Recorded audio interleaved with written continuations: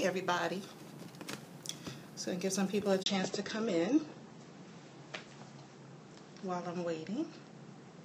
Let me bring up my notes. So Nobody But Shells. Hey Nobody But Shells, how are you? I'm just giving people a chance to, opportunity to come in and to get settled and to say hello, hello. What do you do? Tell me what you do, Nobody But Shells. What is your business? So I'm gonna, oh, there we go. Sorry about that. Nobody But Shells. Tell me, what do you do? What is your business? Hey, Reggie Kane. I'm sorry, guys. The weather is really messy out here today, so the connection is probably off. Personal chef and caterer. Oh, cool. Oh, then this topic would be good for you then, definitely. I hope you find some value in what I'm about to share about pop-ups. And even if it's not on your agenda to do a pop-up shop, then hopefully you can think about it later on. Hey, Reggie, what is your business and what do you do? I'm just trying to give people a chance to come on in. Oh, thank you. I try to keep them value-packed for people. Sometimes I get a little silly, a little crazy. But I try to make sure that I give as much value as I can in my tweets. And, I don't go on and sell and advertise and all that. Anybody can do that. But I just want, if just one tweet is enough for someone to walk away with some value to help them further their business, then that does my heart good. So, yeah. So, well, I'm going to get started. As you see by the name, hey, Brenda, welcome. Haven't seen you in a long time. Well, I haven't been around in a long time. Hey, Dorothy. Oh, see, all my people are jumping in now. Living in Alaska by way of Atlanta. Oh, bless you. Alaska is probably freezing up there right now, but cool. That's a place I want to go one day. Brenda. One of these days it'll be on the agenda. So, let me get started. I've said that like 3 times already. For those of you who don't know me, I'm Adrienne Graham, CEO and founder of Empower Me Corporation, also the founder of CurvyGirlCloset.com, and a partner in Busy's Place, LLC. It is beautiful. And I am, for those of you who know me, who have been around and seen my older scopes that I've done before, I mostly do scopes on business. My newer friends, the newer people who follow me and see me as Talent Diva on Periscope, the laugh and joke and cut up queen who I am, in real life. And, that's just another side of me. But I've been really looking, hey, Miss Maestro Music, Joe Staley, good morning, good afternoon. My one true passion is business and entrepreneurship, and those of you who know me know that I try to give as much value and as much knowledge as I can because I was once a budding entrepreneur, so I know what it's like. I started my first company in 1994, and I've been an entrepreneur ever since. So, hey, Mark, thanks for joining. So, for me, when I started out, it was a struggle. I was a single mom, and I didn't have mentors and guidance, and the internet wasn't as robust as it is today. And, I did a lot of trial and error, and I had to learn through my mistakes, which I'm happy for. Some people say, oh, I don't want to think about the failures. I fail very publicly, and I tell people that all the time. Any scope that I do, I always make sure that I reference that because it is always great to stay humble. No matter how big you get, no matter how successful you get, no matter how big your brand gets, humility is the greatest gift that you could give yourself and to the world. So I try to stay humble and transparent as possible. You guys, if you know entrepreneurs, if you want to share this, please swipe it and share it. And thank you for the hearts. I appreciate the hearts. I would love to have more people join on. And those of you who are watching the replay, thank you for taking the time to review my content. So let's get started. Now, if you saw my post earlier, I posted on Facebook and Twitter and Instagram and all those other places about pop-up shops being similar to the daily deals. You guys remember Groupon and Living Social and all of these daily deal sites that came up. And, those are great. And I guess people are still using daily deals. And no, pop-up shops and daily deals are not the same. I was more so talking about the strategy and the speed at which everybody jumped on them. I did an article for American Express back in 2004 for their business knowledge share about 2014 being the year of pop-up shops. And, you know, it was popping, for lack of a better word, because it was the year everybody was doing pop-up shops. But now that it's kind of petered off a little bit, it doesn't mean that pop-up shops have disappeared. And it doesn't mean that your business, startup, small business, you know, low budget, under $500,000 or whatever it is that you make, isn't prime for a pop-up shop. My belief is, as long as you have a good strategy in place for execution, and you have a good strategy in place for conversion to make these people who come to your pop-up shop committed, long-time, returning customers, it can be successful. Now, a lot of people think when they hear pop-up shop, they think retail. They think clothing store. They think boutique. They think bakery, things like that. And yes, those are more of the ideal companies or industries that use pop-up shops. But you can use pop-up shops for anything. You know, if you have let's say you have an event planning company and you want to do a really good launch and have people, hey, Tisha, thank you for joining. If you have an event planning company that you want people to gain recognition for, a pop-up shop is ideal for you. No, you don't have product to sell, but if you stage it correctly and you create an experience, a customer experience, that is what we're looking for right now, because first you have the experience, then you worry about the sales. Because if the customer is feeling the experience, they're going to support you no matter what. They're going to say, put me on your mailing list. You know, whatever you're planning, whatever you're selling, I'm there. I'm a customer. But first you have to really get into that experience. But let's back up a little bit before I go there. I just want to give you some examples of the type of companies who could also use a pop-up shop. So when you're looking, first thing you have to think about is your location. Everybody knows location. I'm not going to drill that into you guys because we all know that. So a lot of times people will look at the location, and we'll take Manhattan as an example. I'm from New York originally, so of course I'm going to talk about Manhattan. Everybody complains about the retail space being so expensive, and the price per square footage has just gone through the roof, and it gets worse every year. But you shouldn't let that stop you. You know, when you're looking for your location, there are so many ways to work around. Now, the landlords are getting pressed. They're getting upset because they can no longer lease out their space the way that they were, say, 10, 20 years ago. They know that New York is booming, and I'm just using New York as an example. Think of any major metropolitan area that's high quality, high quantity people, and it's booming. So they know people are coming into Manhattan. They want to have those ideal spots. They want to use it. Or now Brooklyn, let's say Brooklyn is getting a little bit more high-end than Manhattan, but that's neither here nor there. My point is, landlords are struggling and they're panicking because nobody wants to do long-term leases. They don't want to go ahead and commit to a 1-year lease or a 2-year lease because they know, number one, the price of increase is going all the way up, and then the price of rents are going all the way up, and number two, they know that there's really nothing they could do. If the landlord decides they want to raise the rent, they're going to raise the rent. We just got an alert, guys. We got an Amber Alert. Okay. Oh, sorry about that. I hope they get that solved. If you guys got the Amber Alert, please share it and put it out there. There's an Amber Alert in St. Pete, Florida. But in any case, they're concerned, the renters are concerned that the price to do business is too much. And with the internet and working from home and Wi-Fi and co-working spaces and co-ops and incubators and all of this, really, you know, as a renter, I'm like, what incentive do I have to go and sign this $5,000 a month lease on this 600 square foot rental space? For what? I don't need it. Here's where both renter and landlord can work together.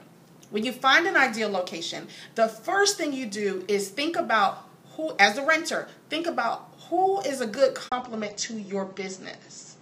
Let's say you have a sneaker line. Just throw that out there. Who would be a good complement to your sneaker line? Fitness instructors who may want to give demos, sporting goods companies who are just starting out and maybe need some extra space or need some better reach beside their one flagship location. Nutritionists, maybe. Anybody who's dealing with healthy eating, healthy living, active lifestyle, those kind of people are ideal partners for you.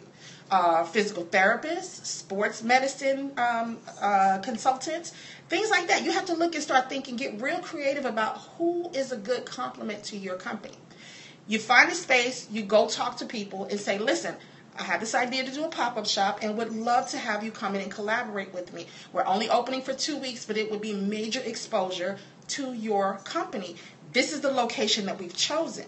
So you get them thinking about it, and then you have an opportunity for someone to come in and split the cost with you. So once you get 1 or 2 partners, and I wouldn't go more than 2 partners, you don't want to crowd the space or clutter it.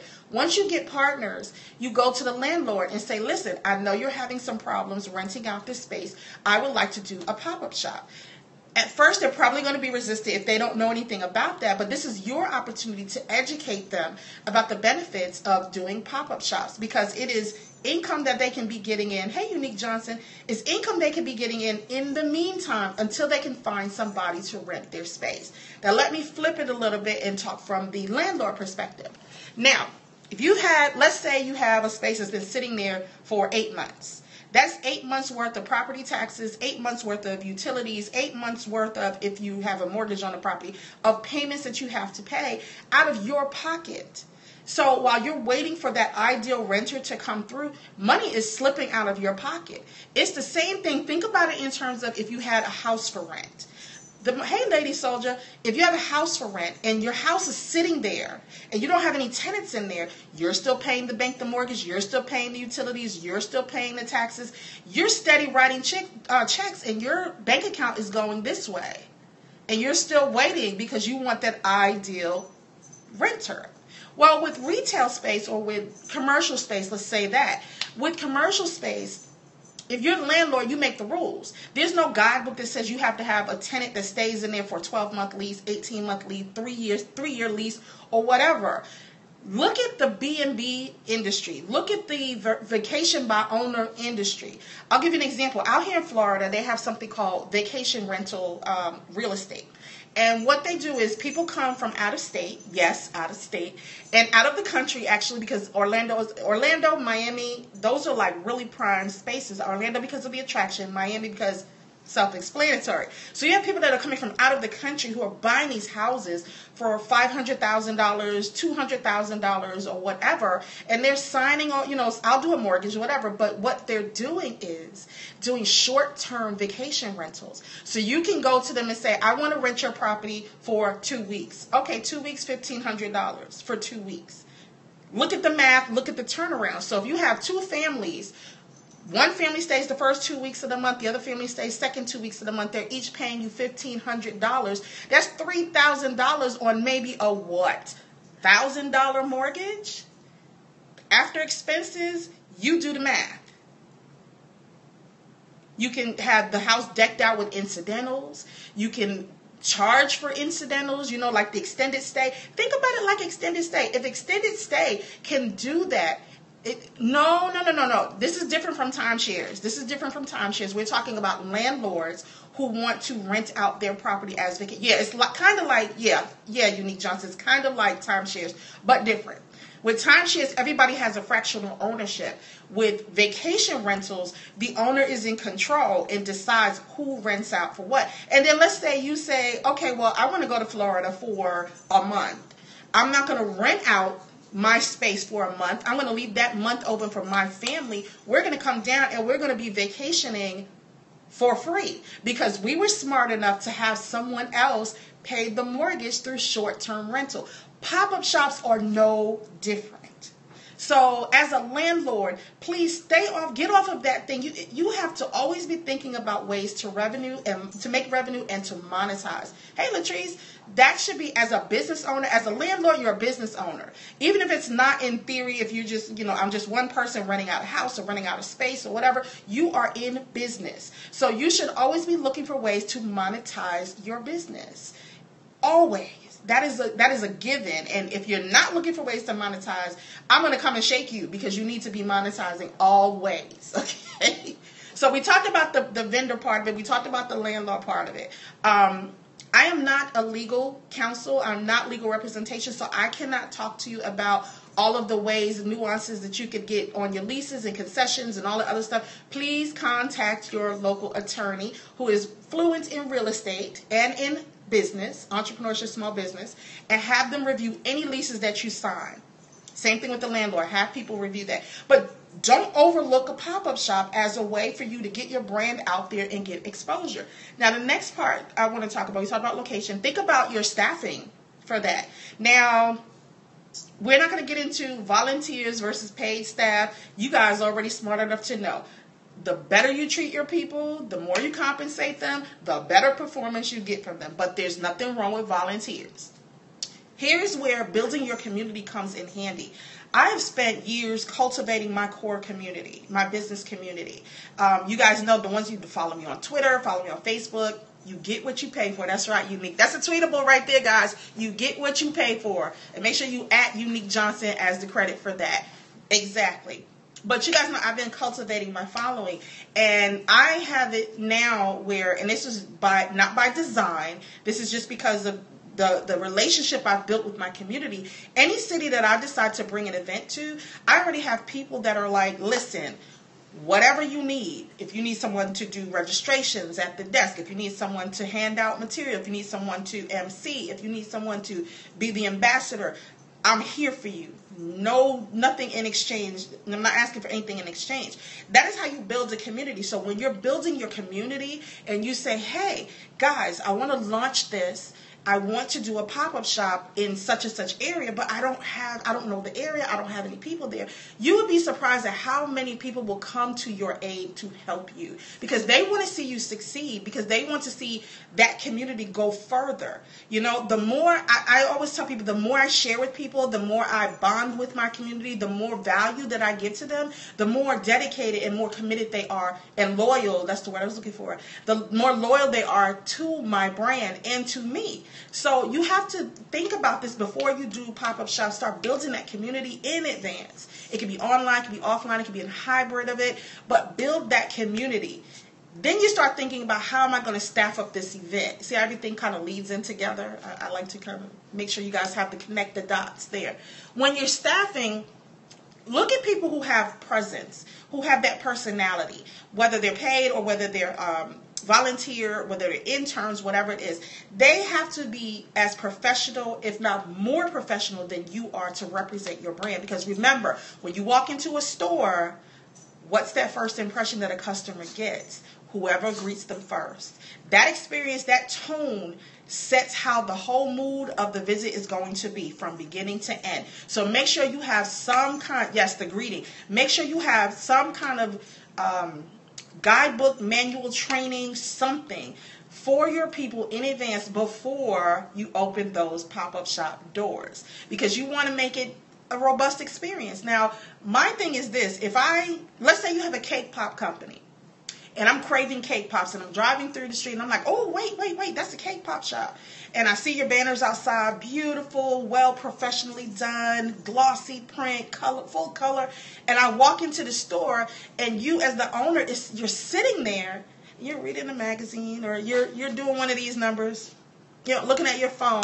And I walk in, and I'm like, okay, I feel, or let's go to flip side. I walk in your store and one of your people are tailing me like the police and up on my back all the time. I'm like, no, I don't have a comfortable experience in here. Yeah, eye contact, handshake, welcome them to the store, ask if you need anything. You should be creating a full training system for people who are going to be coming in contact with your customers. So when you're thinking about your staffing, think about how many people you need, where strategically they're going to be placed. Hey, Solar Skates, welcome. Where they're going to be strategically placed within the store. Who's going to be outside to greet people? Who's going to be inside? Who's going to man the register? Who's going to help with the customer experience? Yes, you know what? Unique Johnson, I'm not going to say that. I'll just say overzealous store owners. Let's say that. Okay. Hi, you're welcome. So, make sure that you have a game plan in place. And if somebody has to take a break, somebody can relieve that person. Yeah, Brenda, see, I'm trying to keep myself out of trouble. Okay. I'm good. You can say it. No, I'm good. I'm good. I just got to keep myself out of trouble. But, you know, and one of the things I love about Apple's experience, I'm not evangelizing Apple, so please, Android users, don't come throwing eggs at me or nothing. One of the things I love about Apple's in-store experience is that when you walk through the door, what is it that everybody has? Well, this is not an iPhone, but everything is, what's your name? What's your problem that you're here for? You know, things like that. We are in the digital age. We are in the digital age. So if you have a pop-up shop, digitize it, please. We're so far beyond the cash registers and things like that. But get your phones ready. If you have an app, if you have like the site or whatever they can do to expedite their customer process, make sure everybody is armed with it. And then I know you guys know what this is. For your phone, to accept payments, PayPal, Square is another one, you know, things like that. iPads, which is what I'm broadcasting you from with you now. Make sure you keep it fluid as possible. Here's another thing. This is something that's totally unrelated, but kind of sort of. Your T-shirts, you know, or your uniform, or whatever. If it's a polo top with the logo, or whatever you decide to use. Guess what? People still use QR codes. Have that sucker strategically placed, even if it's right below the logo or on the back of the T-shirt or whatever, so that if they're in a hurry, all they have to do is come by and pop, that's it. And they can capture it in their phone. That way, when they walk out that door, they won't be forgetting, you know, oh, I didn't get a card. Oh, I'll come back another day, or I'll whatever. Because guess what? Pop-up shop, you're not going to be there that long. So you have a limited window, a limited opportunity to capture those customers and keep them to coming back to you. So QR codes, please, they are your friend. You can download the app to make them. There's QR code makers. I can't remember the one that I have on my iPad, and I can't switch over because I'm talking to you guys, so I'll do that another time. But put it on your phones, put it on your iPad, put it on your back of your shirt, under your logo, wherever it's prominent. Or if you have little cards, snap it, hold it up so they can snap it. You know, so always make sure that you have an opportunity for them to be able to do business with you anywhere, anytime, anyhow. So all of that you're going to need to equip your people with. Let's move on to the design, the layout of the pop-up shop. And this is not my expertise because I'm not an architect. I'm not an interior designer. Where do you get the device from? Oh, Brenda, I got this from PayPal. If you have, well, this one is from PayPal. If you have a PayPal business account, when you sign up, not your personal account, your business account, PayPal will give you for free one of these. And I think they changed it recently. Yeah, I think they changed it, but this is when I've had this for like 2 years now. But and I still use it and it still works. But you can do that. Or if you go to squareup.com, Square, I don't have mine with me. I don't know. I think I lost it. I don't use Square that often. But Square as well. Yeah, Latrice, the Square, they send you that for free too if you set up your business account with them. So you can order, ask or request as many as you need. So if you have 4 people working your pop-up, get 4 of them. Actually get 5 of them, because your iPad, if you have a tablet, or Samsung, or what's the other one, Microsoft's Surface, whatever it is, they all have the PayPal app for Android or for iOS, and they also have Square. Intuit has it too. If you do the Intuit with the QuickBooks, they have like this whole payment processing and financial system and everything. They have one too. And Simply Commerce is another one. Okay, I think those are, yeah. Okay, those all can be integrated within. And then plus, I love the fact that SquareUp and PayPal, you can integrate those into your website as well. So you're welcome. So have all of that and make sure you have, okay, let's go into the setup, the design. A counter should be set up so that you can do payment processing and have a line so people can get moving and be able to pay for their purchases and leave. You should have a consultation space. Absolutely a consultation space. I don't care if they're in there just to get cake pops. What if, let's say, newly engaged woman walks into your store, you sell cake pops, that's what your pop-up is, but you really are using your pop-up shop as an entry, as an introduction to your brand, because you do full bakery, you do wedding cakes, you do birthday cakes, you do cupcakes, you do whatever, candies. but you have a pop-up shop that's only putting out cake pops, you need to have a consultation desk so that you can grab these people coming in the door. Well, what is it that you're looking for? They'll tell you what they're looking for. That's when you have your display books, you have your laptop or your iPad or whatever, your lookbooks or whatever you have, whatever you need, and let them see, well, this is also what we offer. And that consultation will let them look to see your full capabilities. You're only giving them a taste. Think of it like, what do they call it? Tapas. When you go to the restaurant, and I know the first time I went to a tapas place, I didn't know what it was. I'm honest. Listen, I'm going to be transparent with you guys. I didn't know what it was. What it is, they give you a smaller portion. It's a taste. It's a sample of the offerings that they have. So it's a smaller plate. So that's what you're really offering. Kind of think of it like tapas. You're offering them a small sample of what you do. You're not going to carry everything that you have in your store. No, you want to get the best product, one or two things that you have that are like your hit, your kick butt product that you want to have and share with your incoming customers so that it leads them on the road back to the other stuff that you offer. So think of it like that when you're doing your layout, your consultation, your thing. Of course, you're going to have displays. Now, it's going to vary. If you have clothing line or apparel, any kind of apparel or sneakers, footwear, yeah, it's going to be strategically placed throughout there. You don't want it to be cluttered. Not at all, because if I can't move through a store, listen, I've gone to stores, and I love thrift shops, I love consignment shops, all of that stuff, but they lost me. Some of them lost me because of the configuration. If I have to be like this and easing through, and I can't get through, and there's not enough room, and everything seems cluttered, and you have shoes mixed in with gloves, and all this other stuff like bargain bin, nobody's going to shop for that. Ain't nobody got time for that. Listen, you have to get into the mindset, right? Exactly. I don't nobody want to be fighting and climbing over bins and stuff. You know what I think about? Do you guys remember Living Single when Regine went to work for what is it called, Le Bargain Bin or what, Le Rag Bin or whatever it was, and they had these big bins with just stuff in it and whatever. That's what the vision that I get. It's like ain't nobody got time for that. So make sure it's strategically placed out. Tell a story with your layout. Tell a story with your layout. How do you want them to go? Do you want them to start off with accessories and get, engrossed in that and say, oh, purses, and then move on to purses and then look at the shoes and then move on over to the dresses or whatever. Remember, a couple of pieces you're putting in your store, but you want to create that story for them. Same thing with your catering. You want to start off with appetizers in one area for them to sample, move on to maybe, entrees like a tapas, then move on to maybe desserts, maybe beverages or whatever. Have it where it makes sense, where it tells a story, where it puts a timeline together for your company, for your business. Because remember, this is your brand. You're only going to be around a couple of weeks. That's make or break. If somebody, and people are mean on the internet. And what's the first thing that they do? Click on Instagram. Girl, I went to such and such. It was a hot mess. That's how people are. Black, white, Hispanic, Asian, does not matter.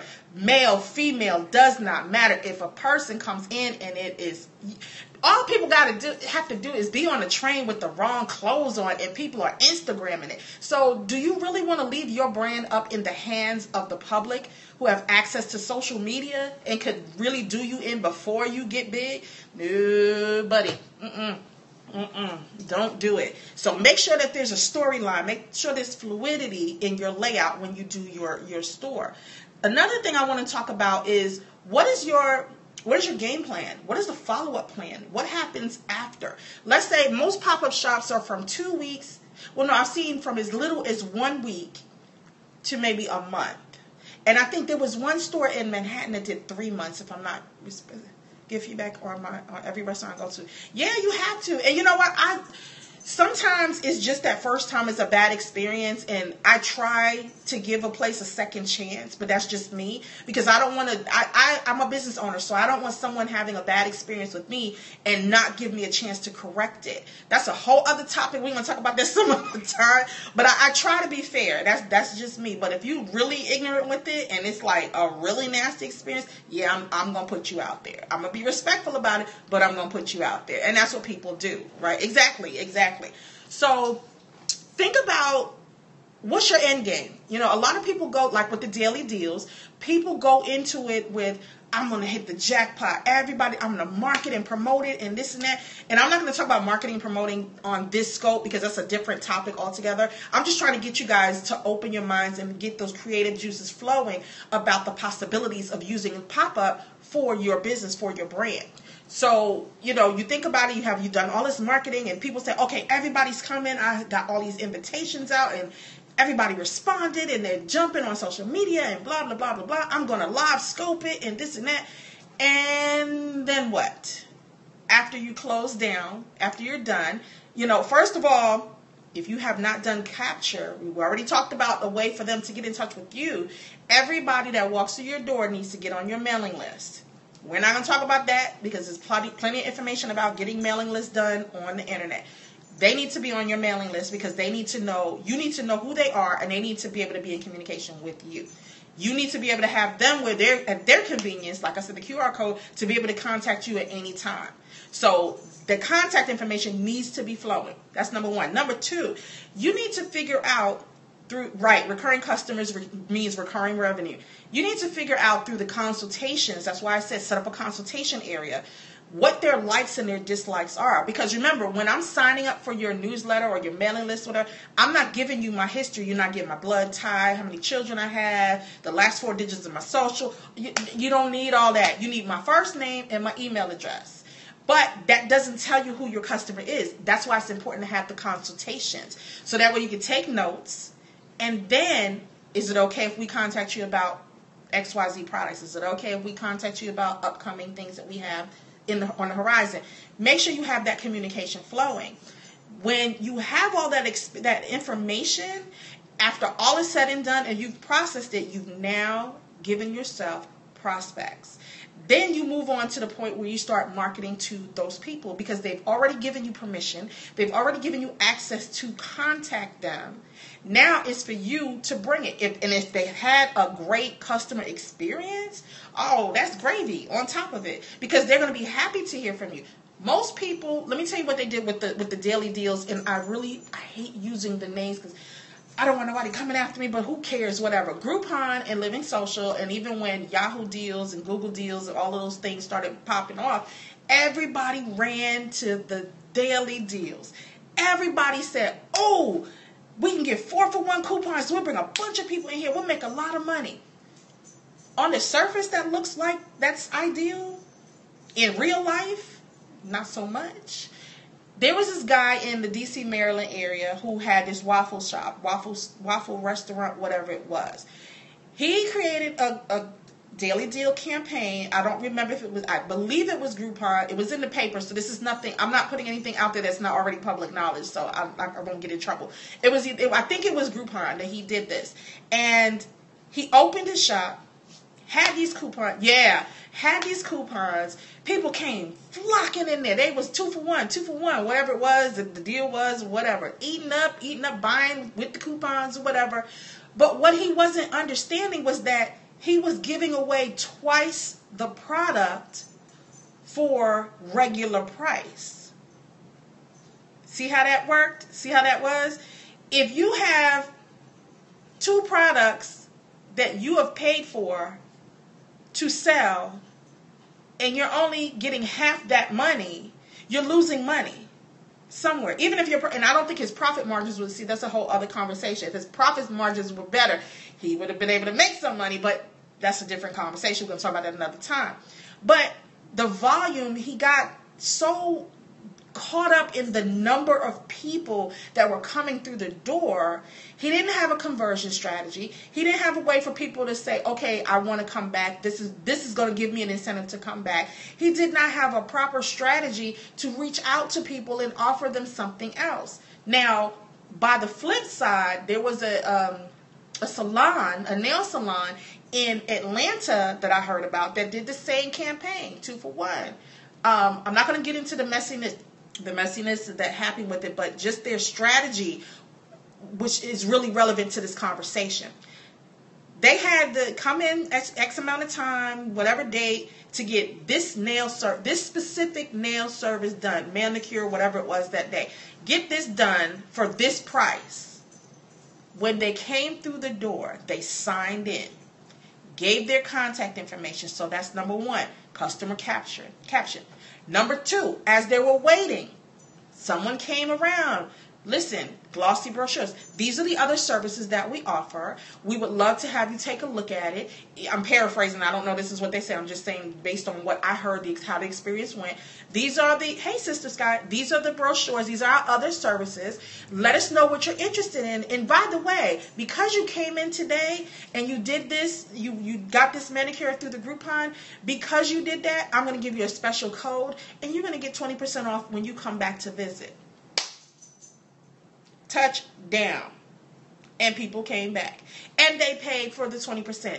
And they bought friends who paid regular price for the services. See how that flows, guys? You gotta have a conversion strategy. You gotta have a capture strategy. Because it does not matter if you open up a pop-up shop and people come in there and you have 250 people come in on that first day. If none of them convert, what about the other 14 days, 13 days you're open? You're not guaranteed that people are going to come in beyond opening day. So your mind has to always be moving. You have to always have strategies in place. You losing out. Exactly. That's a tweetable moment. You're losing out. Okay? So you have to have these strategies in place if you want to make this pop-up shop work for you. It's all the behind the scenes stuff. Don't look at the glamour. Don't look at the, oh, I have a pop-up shop. Don't look at the cost and how pretty and all this other stuff. Think about this pop-up shop before you sign their lease. Because if you do not execute it right, you're going to lose money. Because remember, you still got to pay the rent on this pop-up shop. Okay, whatever the terms you come out with the landlord, you still got to pay this rent no matter what. If you have it for 2 weeks, you're paying for 2 weeks. That means if everybody comes to your store on Monday, and then for the rest of the 2 weeks, nobody else shows up, you're still paying that lease. So always be thinking of ways to monetize. Always be thinking of ways. Do you recommend pop-up shops? I've never done one, but wanted to. Unique, what is your business again? Tell me what your business is, and I'll tell you what makes sense for you. Because like I said, service businesses can do pop-up shops if they're strategic about it. A lot of people think retail when they think pop-up shops, and no, you can do this with just about any kind of company, just about any kind of company. So type in what you think, cupcakes and shoes. That's the company name, or you sell cupcakes and shoes. Because if you're selling cupcakes and shoes, we need to talk, because then I need to come to your pop-up shop, because I love cupcakes and shoes are my weakness, and I'm on rehab for shoes right now. But no, seriously, tell me, give me an idea of what the core concept is of your business. You really do sell cupcakes and shoes? All right, y'all, follow Unique Johnson. She sells cupcakes and shoes. What city are you in, Unique Johnson? I need to know this because I need to shout you out, because I could send you, depending on the city that you're in. Yeah, I know a lot of women that are, if you threw wine in there, no, you need a license. You need a license. They're going to throw wine in there. Texas and Cali. Oh, buddy. Yes, pop-up shops would be ideal for you, but you would have to create an experience around it. Now, I work with companies as part of their strategy. You have a liquor license. All right, y'all, Unique Johnson. Follow her at Unique Johnson, because we're going to talk offline. Anyway, as a consumer, as a customer, we're going to talk offline. But as a consultant, I do consult with companies. I can, as part of of their marketing and branding strategy. Yes, I do consult on pop-up shops and things like that. Is it my sole thing? No, it's part of the overall plan. So if you're interested, hey Sonia. So if you're interested in setting up a consultation, I cater and do sip and paint parties. Okay, yeah. Let's connect offline. Direct message me. It's Talent Diva on Twitter. It's same as on Periscope. So direct message me on Twitter, and let's talk and set up a consultation. I do a 15-minute discovery session, and those are usually to design. I'm not gonna remember that. And I didn't bring anything to write with. So direct message me on Twitter at Talent Diva. Same handle as Periscope. So send me a message. And don't post your number up like that this is public. You don't have Twitter. You have Facebook or Instagram. If you have Facebook or Instagram, just put my name, Adrienne Graham, and then you can contact me that way. Or anybody else that's watching as well. If you want to email me, my email address is Adrienne, ADRIENNE at empowerme.org. And you guys can watch the replay for this as well. Adrienne, ADRIENNE, at empowerme.org. You can email me there as well. So, yeah, come on. Contact me and put in the subject line Periscope so that way I know where the conversation is coming from. But I do consultations, 15-minute discovery sessions to decide if it makes sense for us to work together. To tell her husband is a CEO. All right, that's what I'm saying. There you go. He'll take care of it. So all you people out there that want to play games, her husband's a CEO. But yeah, I do work with companies as part of their overall strategies and expansion and growth strategies. So yeah, Pop-Up Shop, we can talk about that if you want. So that's really what I wanted to talk to you guys about, the basics and like the back end stuff of the pop-up shops, because there's so much information. Thank you. So much information is out there on the web, and everybody tells you about, oh, it's pretty, oh, find the right spot, oh, this and that, but nobody really talks about the strategy going in behind it. And I hope that I've given you guys some value and some tips to help you really think about it and kind of like look and map it out before you make that endeavor, make that leap for that endeavor to do a pop-up shop. I think they're very well, if they're very well structured, they can be strategic for your growth. They can be great to boost your brand, and you never know where it can lead. And if you partner with somebody who has, complimentary services, that brings the expense down for you some. So, but yeah, you know what? You have limited attention span when you have conferences and you go to trade shows and things like that. They're wonderful. I love them, and I highly recommend trade shows and conferences. But when you have your own space, your own pop-up shop, it gives you a chance to test the market. It gives you a chance to interact one-on-one. You don't have to compete with attention with other vendors when you have a pop-up shop. It's you and whoever you've partnered with. Hey, Michelle. So pop-up shops can be ideal if you do it in the right time, space, the right location, the right strategies, with the right people, and doing the right marketing before you actually launch the pop-up shop. So I hope you guys have gotten some value out of this. If you have any other questions, I'll be happy to answer them. Let me plug a little bit. You guys know I don't plug that much, but I'm so excited about Mobile Chicks Chat.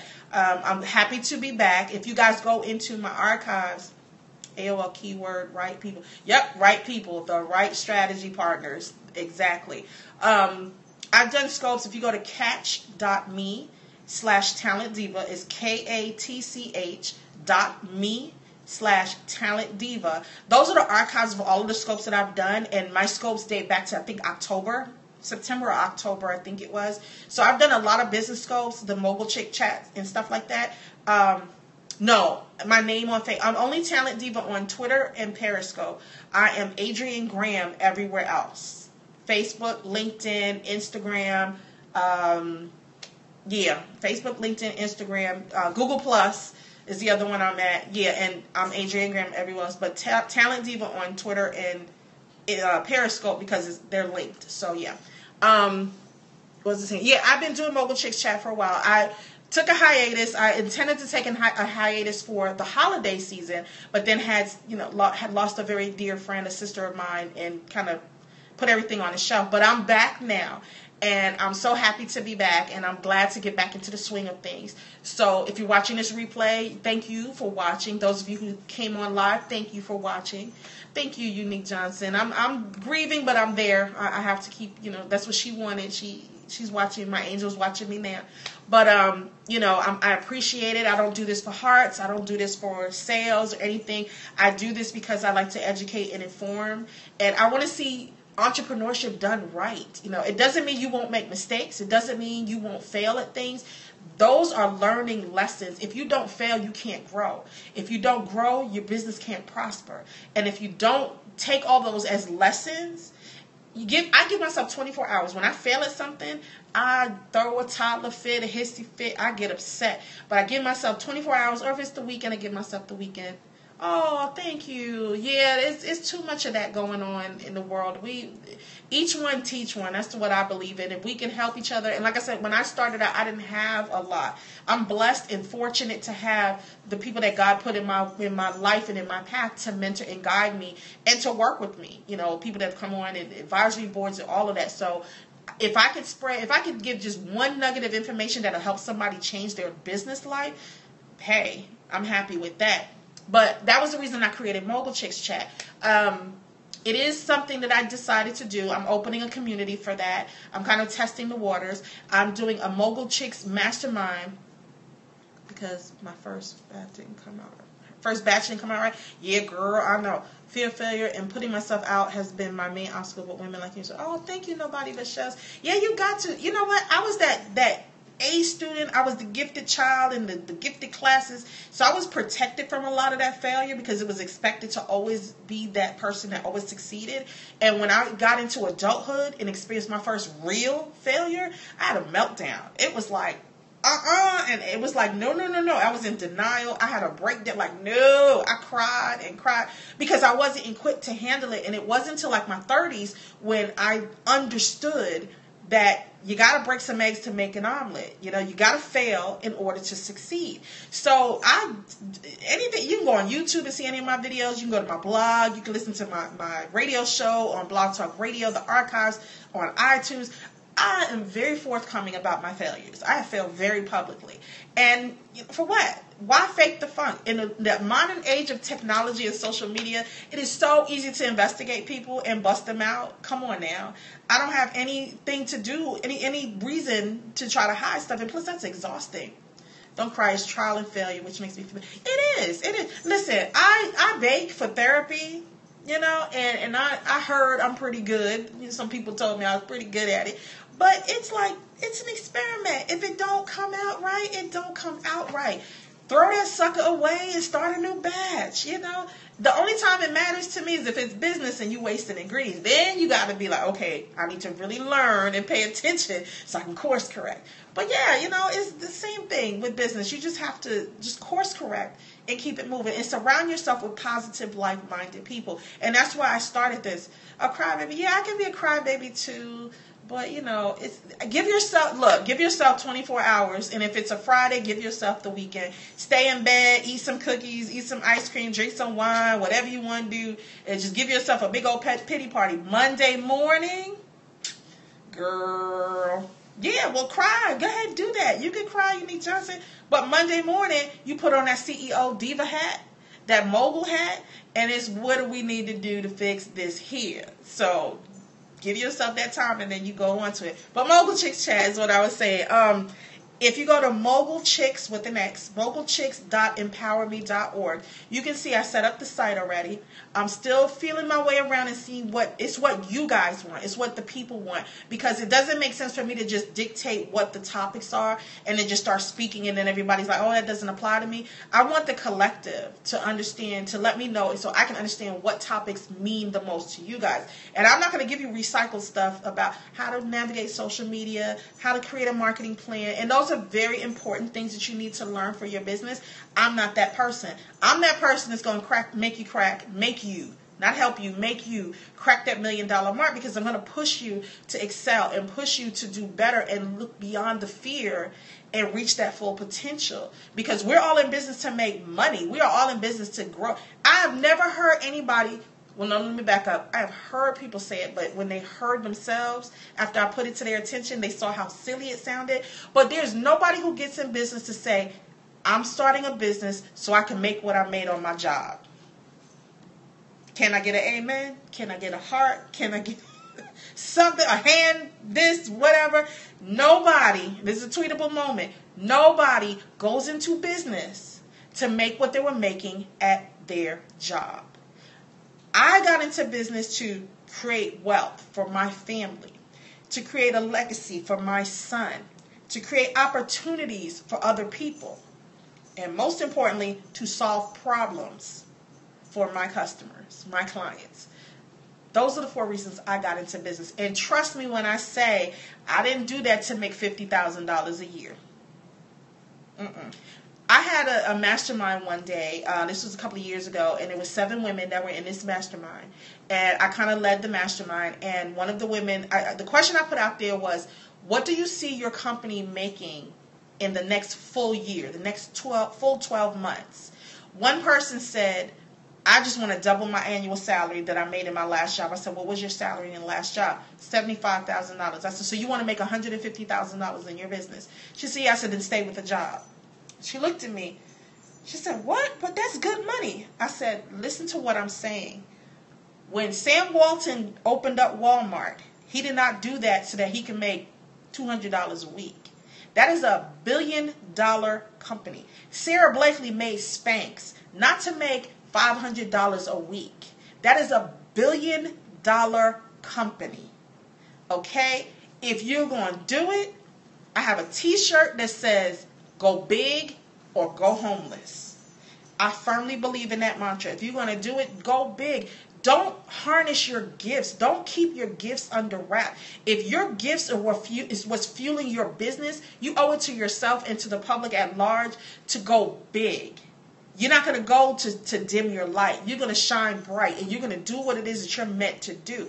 And that can mean up to and including other business ventures, expansion business ventures, growing and scaling that company beyond, introducing new products and services. So don't ever limit yourself and keep yourself tied into one little square.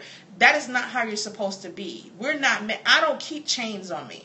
I don't keep myself in a box. If you look at my Twitter, I don't believe in limitations, self-imposed or otherwise. If I'm going to do the damn thing, I'm going to do the damn thing. 2016 is my year of the $10 million business, the $10 million revenue for my brand, for my companies, collectively. So if you're going to do it, you know, like they said about, I'm about to start preaching here, like God says, ask me. If you're going to ask me, don't ask me for a crumb. Ask me for the whole loaf. I'm paraphrasing, so all you people who know the word, don't come at me. I messed it up. I'm not going for the crumb. I'm going for the whole loaf. Man, I'm going for the whole baker's dozen. Okay? And that's how you guys should be thinking too. So start thinking, push yourself, and the more uncomfortable it feels, the more you know that you are on the right path to greatness. So I'm going to step down from my soapbox now. Tell you how to reach me. EmpowerMe.org. You can learn all about what I do. You can see all of my old archives from my blogs and everything that I've done in my radio show. Radio show is coming back. Still trying to work out some kinks on it because I want to be able to come back. I feel refreshed now. It's been on hiatus since April, but I'm ready to come back because, you know, I talk too much. I have a lot to say. And there's some incredible people out there that I want to introduce to the spotlight, and I want you guys to get their stories. You're welcome, Unique. Thank you for sharing the scope. But Views from the Top will be back. If you go to blogtalkradio.com/views from the top, you can see the link on my website on empowerment.org. I've interviewed Barbara Corcoran from Shark Tank. I've interviewed Michael Bivins from New Edition and DVD. I've interviewed Alfred Edmond from Jr. from Black Enterprise Magazine, Senior VP. I've interviewed... thank you. Yeah, please do contact me. Email me or go up on the website and hit me on there. I'll be looking out for you, definitely, to get your contact. I interview every day Jane and Joe's, who, you know, Scott Monty from Ford Company, all, you know, corporate executives to thriving billionaires to entrepreneurs to the everyday small business owner to media titans. I have interviewed them. So now I'm looking to push the envelope and give shine to people who have great businesses, but are maybe in the background and the mainstream media is not covering them. That's what I want to do with my show. So you can go ahead and check out the archives. Mogulchicks.empowerme.org. We have the next mastermind. That's what I wanted to tell you guys. The mastermind is set up where I have 9 people come in, 9 women. It's only open to 9 women who come in once a month. We have a different topic each month. It's $247 each month for the mastermind because not everybody needs the same guidance or have to have the same topic. So we come in and we brainstorm. We lock ourselves away for a couple of hours and we mastermind. We hash it out. We give ideas. We generate ideas. And you leave there with a plan, with a strategy. Collective, not just from me, from the collective. So we keep it small, we keep it low to 9 people because we want everybody to get an opportunity. So once you have to be on the mailing list, and if you go to the mogulchicks.empowerme.org, you can get on the mailing list. I send it out a week before. Once those 9 spots are gone, that's it. We don't open it up. And we don't do this, we're not doing the same topic again. And we're not making it available for replay. We use Google Plus Hangout. So we all can be there together because I think face-to-face is the best way to do it, but using technology. Once those 9 spots are sold out, it's done. That's it. I do it a week before. We usually do it on a Wednesday or Thursday of the week. So go to mogulchicks.empowerme.org and you can learn more about it. Go to empowerme.org so you can see everything that we have going on in Empower Me. And follow me on Twitter at talentdiva and Periscope at talentdiva. And then Facebook, Instagram, Google+, LinkedIn, Adrienne Graham. And I'm also on Pinterest under Empower Me. I don't remember. I haven't used it in so long, but you can check that. Or Curvy Girl Closet. So with that said, thank you so much for giving me your time. You could have been anywhere else, but you chose to spend this hour with me. And I appreciate you all. Good luck to everyone. Do not forget about thinking about using pop-ups as a way, as a strategy to grow your brand and get exposure and to get the word out there. And if you have any questions, just tweet me or email me at talentdiva or Adrienne@empowerme.org. And if you have any suggestions or recommendations for topics you want to talk about, let's do it. I'll have my cup of cocoa or my cup of tea. We can sit around and do it. Mogul Chicks is CHIX. So it's MOGULCHIX.empowerme.org for everybody there. And I'll put it on Twitter and I'll put it on Facebook and everything. I think I posted it today. So yeah, go check that out and tell your friends. Tell your friends. Oh, one quick disclaimer. Empower Me is not specifically for women. I get a lot of guys that get mad at me and say I'm only looking to help women. No, that's not true. Mogul Chicks is for women only. Empower Me is for everybody who is ready to move to that next level and ready to do the work. So Empower Me is for everyone. Mogul Chicks is for the sisters, for the girls. So with that said, again, Adrienne Graham, CEO and founder of Empower Me Corporation, CurvyGirlCloset.com, and the up-and-coming Busy's Place, LLC. And I'll see you guys around on Periscope and on social media. So take care and have a prosperous day. Bye-bye.